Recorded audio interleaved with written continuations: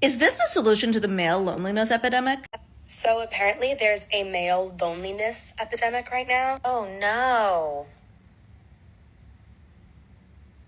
Anything but that. What a shame.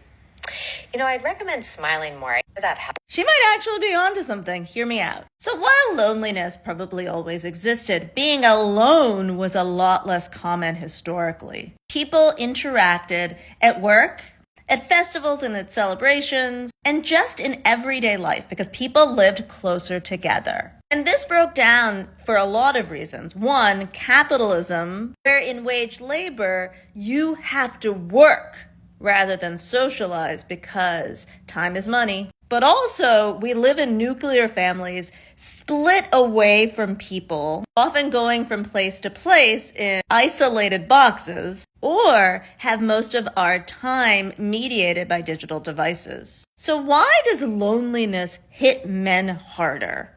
I'd argue it doesn't. It just manifests differently for men. For example, the death by suicide rate is higher for men than women. But this has been consistent for decades. Why? Well, one, being a man historically has meant being strong and not showing your emotions. Not to mention, historically, real men didn't need to be told how to be a man, but instead, women had to be instructed on how to carry themselves appropriately, often being told to be friendly. So for centuries, women have been socialized to make friends. And as we've shifted towards physical isolation, you have to work a lot harder to make friends. And a lot of men don't have that emotional wherewithal. They haven't been taught to do it. So they draw on their narrow range of emotions like anger. So they get angry when a single woman is happy being single, happy without them. And they suggest that they're going to send this poor single woman who's just minding her own business,